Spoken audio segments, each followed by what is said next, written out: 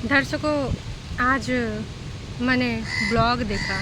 Blog तो मैं daily देखती हूँ, पर यार आज बहुत अजीब लगा बग्गे का ब्लॉग देखकर। शादी जब होती है तो बहुत सारी जिम्मेदारियाँ आ जाती हैं, लेकिन जिम्मेदारियाँ उन्हीं के ऊपर आती हैं जो लेते हैं और जो उस घर को अपना घर समझते हैं। जो उस घर को अपना घर नहीं समझते, जो जिम्मेदारियाँ नहीं लेते हैं, उनको कभी ये फील नहीं होता है। जी हाँ, ये टरू वाला बहुत देर से काँव काँव कर रहा है, बिल्कुल भी बोलने नहीं दे रहा है, लेकिन क्या करें, आदत से मजबूर टरू वाले।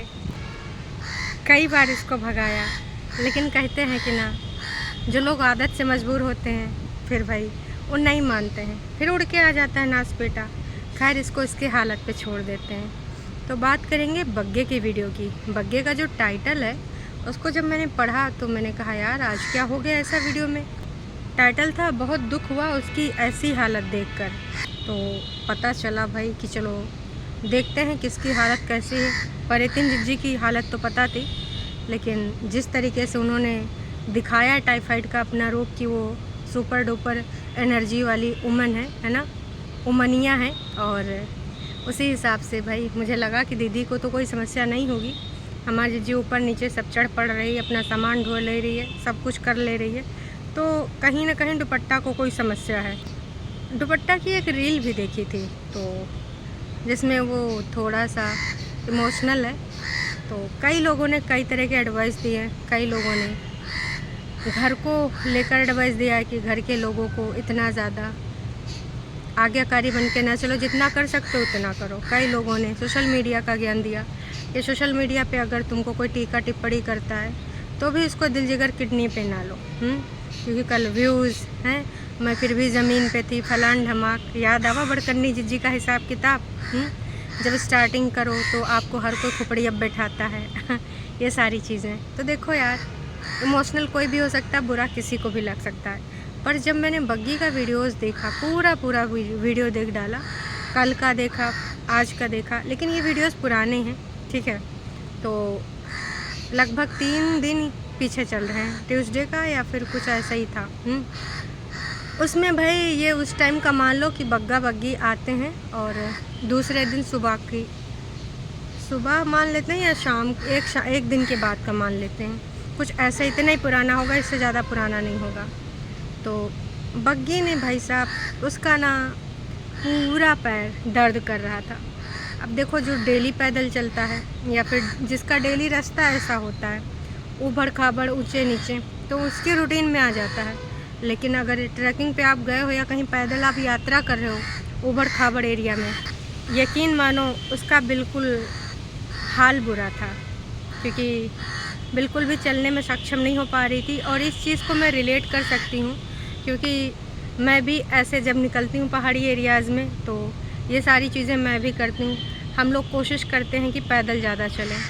हम लोग एक बार मसूरी गए थे, वहाँ से कंपनी बाग हमें जाना था, और वहाँ पे लोगों ने कहा पासे में है, बस थोड़ी दूर पे है, बस थोड़ी दूर पे है। ऐसे करते करते भाई साहब दोनों तरफ का मिला के 7 किलोमीटर से ज़्यादा हो गया था आना जाना।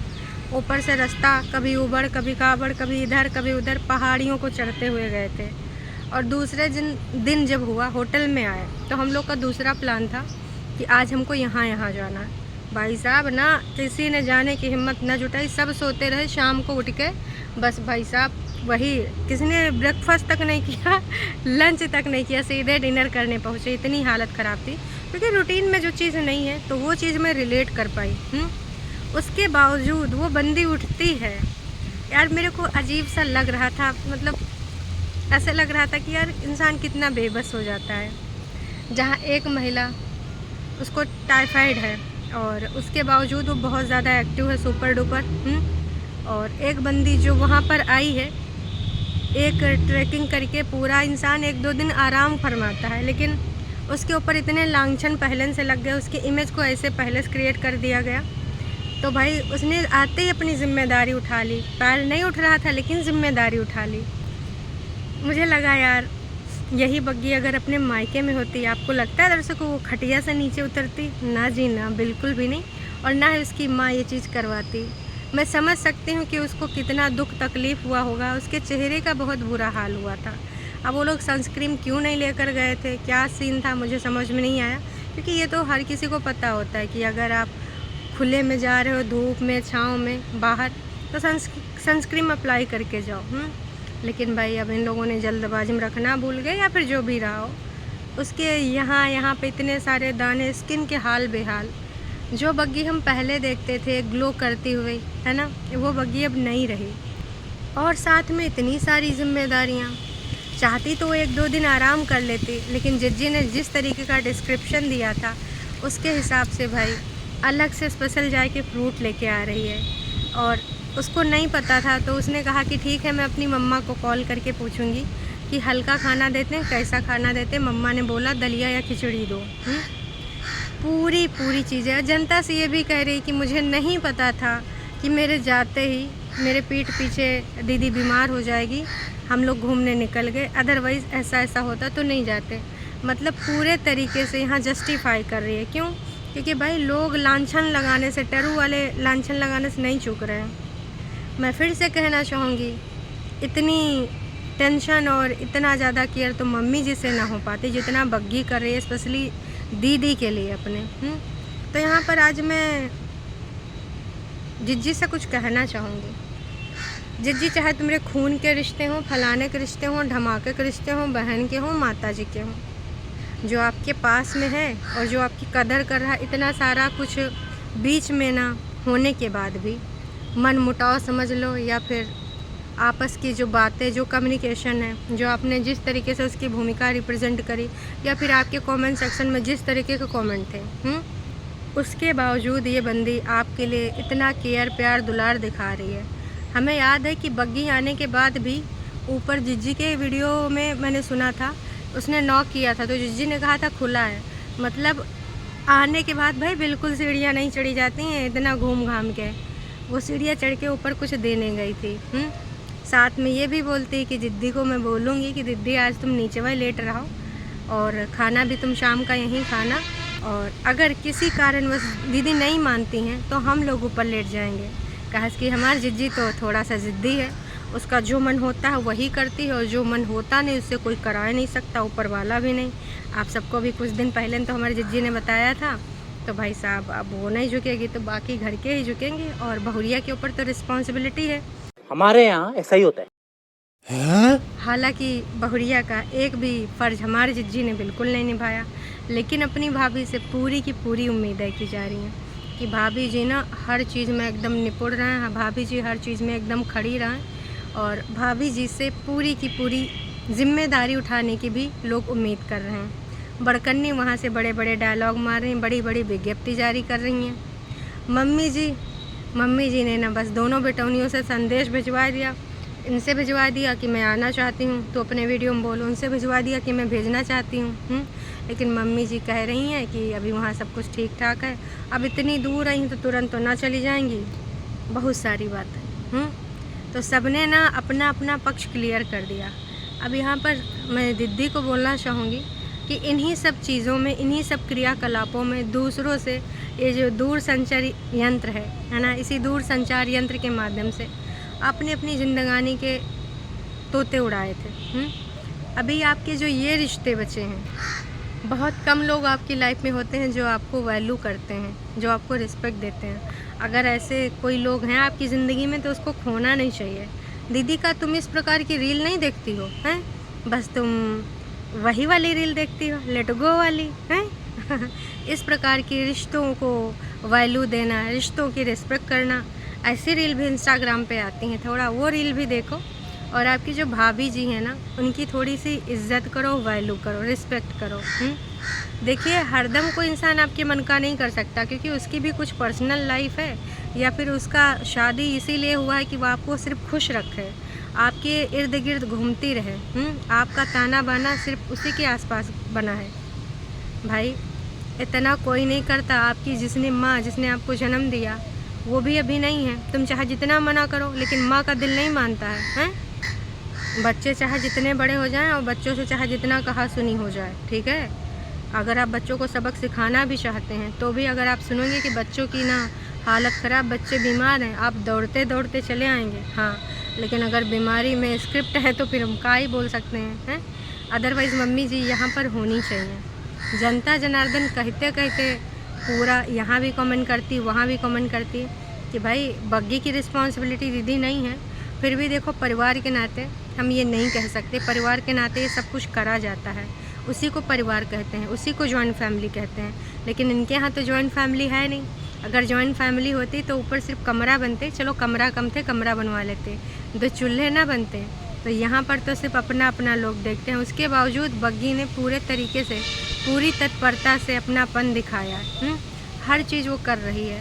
तो आगे के लिए मैं आपसे एक रिक्वेस्ट करना चाहूँगी, हालांकि आप तो मुझे हेटर ही समझती हैं, पर आज मेरी एक रिक्वेस्ट है, इसको थोड़ा ध्यानपूर्वक सुनिएगा। आपको ना जो रिस्पेक्ट दे, जो इज़्ज़त दे, जो आपके लिए केयर रखे ना, उसके बन के रहो यार। ऐसे जो रिश्ते हैं ना, एक बार टूट जाते हैं तो फिर वो जुड़ते नहीं हैं, और उनको फॉर ग्रांटेड लेना बंद करो। देखो अब छोटे बच्चे तो कोई नहीं है जो आप बोलोगे कि आपने कुछ नहीं बोला था, लोगों ने समझ लिया। लोग ना ऐसे गलत मनोभाव नहीं समझते हैं। लोग तभी समझते हैं जब आप वैसा कुछ प्रतीत करवाते हैं लोगों को, जब आपकी ज़ुबान से कुछ ऐसे शब्द निकलते हैं, चाहे वो डायरेक्ट निकले चाहे इनडायरेक्ट, क्योंकि दिमाग सबके पास है और भगवान के हिसाब से ना सब लोग भी समझदार हैं। आप पे नहीं है तो भाई बाकी लोग तो पल्ला झाड़ लें। अभी आपका इतना चरित्र चित्रण करने के बाद, इतना ज़्यादा उसकी इमेज पे उंगली उठवाने के बाद भी वो बंदी आपके लिए इतना ज़्यादा सोचती, इतना ज़्यादा तत्परता से देखती है, तो एटलीस्ट इस वाले रिश्ते को बचा लीजिए।